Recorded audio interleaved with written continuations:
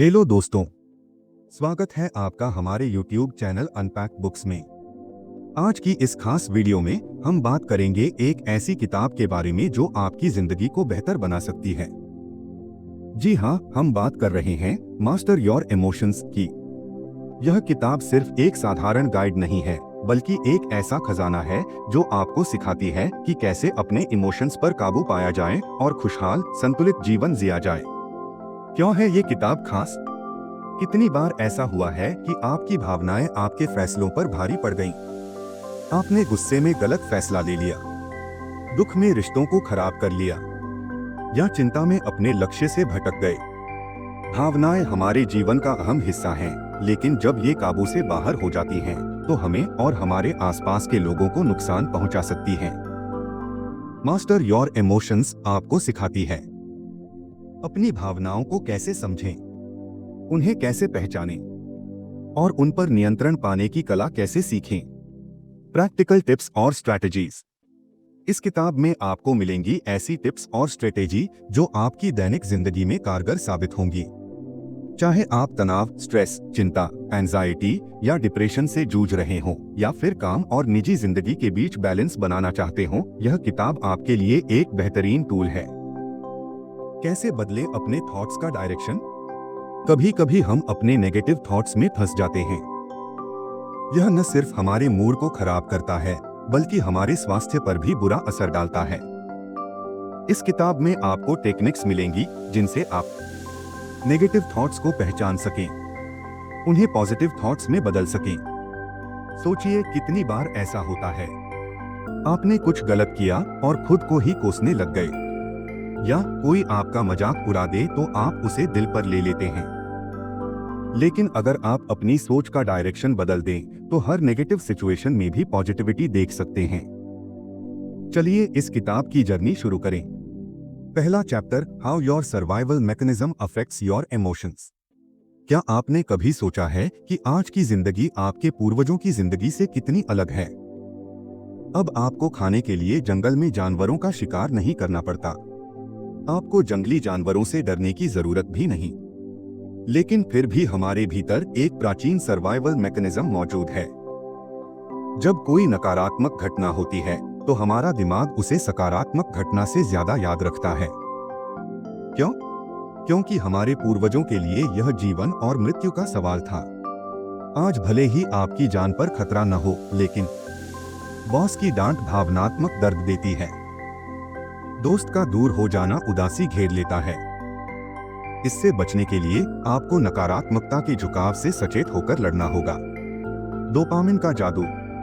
क्या आप जानते हैं कि डोपामिन आपके दिमाग में तब रिलीज होता है जब आप अच्छा खाना खाते हैं, नई चीजें खरीदते हैं, जैसे कार या फोन। लेकिन इसकी खुशी अस्थायी होती है।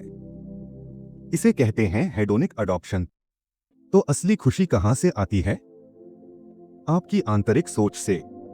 द हाउ ऑफ हैप्पीनेस के अनुसार 50% खुशी आपके जीन से आती है, 40% आपके आंतरिक कारकों पर निर्भर करती है, और सिर्फ 10% बाहरी चीजों जैसे नई कार, प्रमोशन से मिलती है।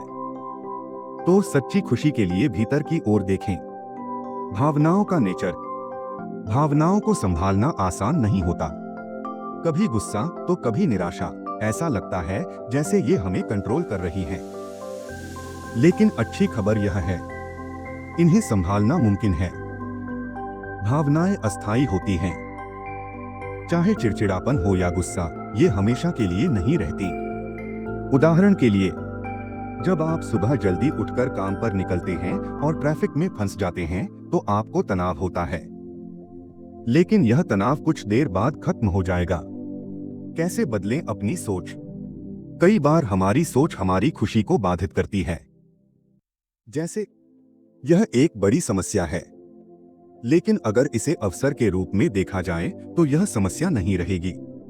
उदाहरण, केटी को पता चला कि उसकी नौकरी खतरे में है। पहले वह डर गई, लेकिन बाद में उसने इसे एक अवसर के रूप में देखा, अपने सपनों की नौकरी तलाशने का मौका। तो दोस्तों, अगर आप भी अपनी भावनाओं को बेहतर तरीके से मैनेज करना चाहते हैं अपने जीवन में पॉजिटिव चेंज लाना चाहते हैं तो मास्टर योर इमोशंस को जरूर पढ़ें। वीडियो को लाइक करें, शेयर करें और अगर आपने अभी तक हमारे चैनल को सब्सक्राइब नहीं किया है तो जल्दी से सब्सक्राइब कर लें। चलिए अब बिना किसी देरी के इस शानदार किताब की जर्नी शुरू करते हैं और जानते हैं कि कैसे हम अपने इमोशंस के मास्टर बन सकते हैं। क्या आप तैयार हैं अपने जीवन को बेहतर बनाने के लिए? तो चलिए शुरू करें। कैसे बदलें अपनी सोच? कई बार हमारी सोच हमारी खुशी को बाधित करती है। जैसे यह एक बड़ी समस्या है, लेकिन अगर इसे अवसर के रूप में देखा जाए तो यह समस्या नहीं रहेगी। उदाहरण, केटी को पता चला कि उसकी नौकरी खतरे में है। पहले वह डर गई, लेकिन बाद में उसने इसे एक अवसर के रूप में देखा, अपने सपनों की नौकरी तलाशने का मौका। तो दोस्तों, अगर आप भी अपनी भावनाओं को बेहतर तरीके से मैनेज करना चाहते हैं, अपने जीवन में पॉजिटिव चेंज लाना चाहते हैं, तो मास्टर योर इमोशंस को जरूर पढ़ें। वीडियो को लाइक करें, शेयर करें और अगर आपने अभी तक हमारे चैनल को सब्सक्राइब नहीं किया है तो जल्दी से सब्सक्राइब कर लें। चलिए अब बिना किसी देरी के इस शानदार किताब की जर्नी शुरू करते हैं और जानते हैं कि कैसे हम अपने इमोशंस के मास्टर बन सकते हैं। Certainly, here's the written version with a fresh, engaging style, proper punctuation and emotional depth. It emphasizes connection and clarity while addressing the content. तीसरी धारणा, मुझे भविष्य के बारे में सोचकर डर लग रहा है। भविष्य की चिंता हम सभी के जीवन का हिस्सा है।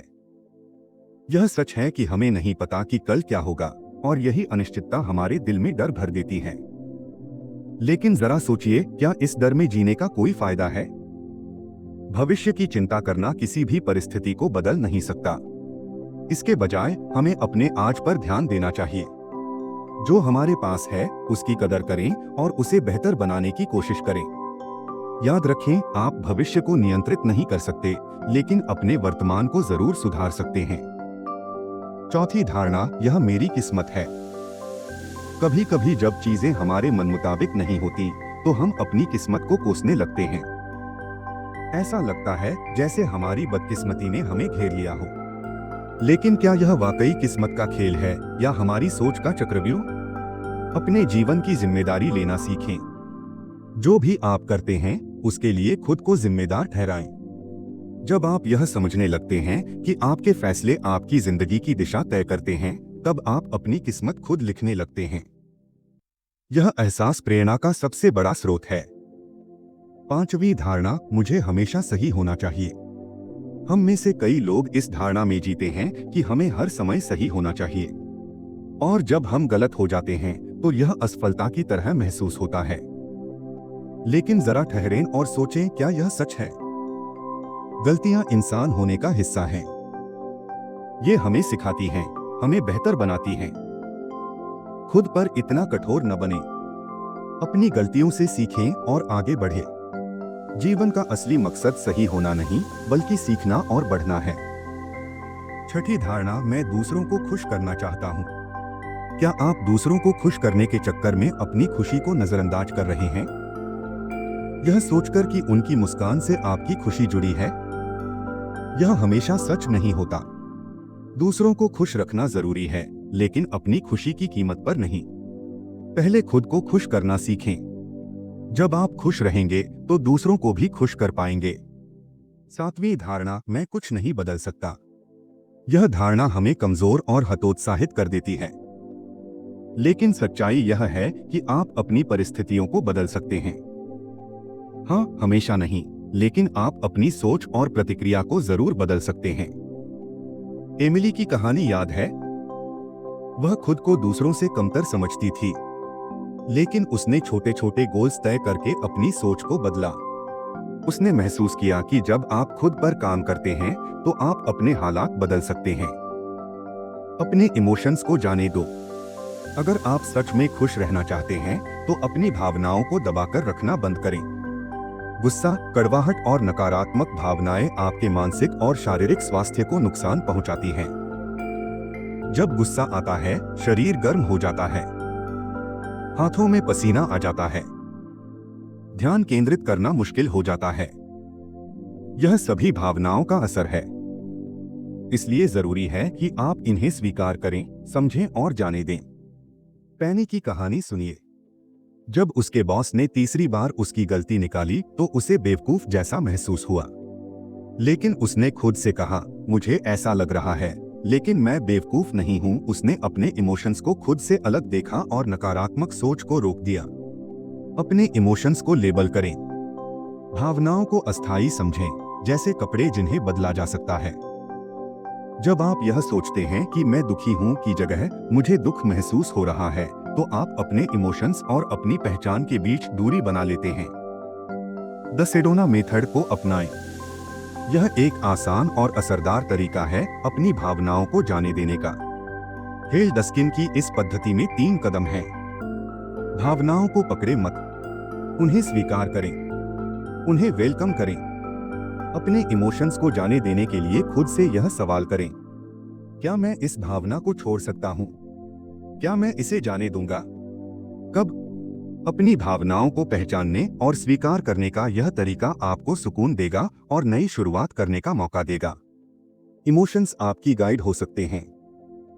इमोशंस सिर्फ महसूस करने की चीज नहीं है, बल्कि ये एक संकेत हैं। जब आप खुश होते हैं तो यह एक सकारात्मक संकेत है। जब आप दुखी या गुस्से में होते हैं तो यह बताता है कि आपकी जिंदगी में कुछ बदलाव की जरूरत है। हैरियट की कहानी इस बात का प्रमाण है। उसने अपने इमोशंस को समझा और शहर बदलने जैसा बड़ा कदम उठाया। यह उसकी जिंदगी का सबसे अच्छा फैसला साबित हुआ।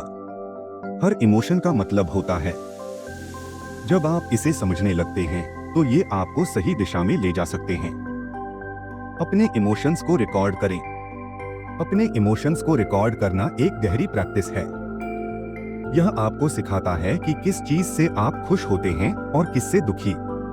कैसे शुरू करें? 1 हफ्ते के लिए अपनी फीलिंग्स लिखें। हर दिन के इमोशंस को रेट करें 1 से 10 तक। हफ्ते के अंत में रिव्यू करें। नेगेटिव इमोशंस से निपटने के लिए गहरी सांस लें, किसी से बात करें या ध्यान लगाएं। अपने लिए छोटे छोटे खुशियों के पल बनाएं और उन्हें एंजॉय करें। अंतिम शब्द, इमोशंस हमारी जिंदगी को गहराई और रंग देते हैं। जब आप उन्हें समझते हैं, स्वीकारते हैं और सही दिशा में ले जाते हैं तो आप अपनी जिंदगी में सच्ची खुशी और संतुलन पा सकते हैं।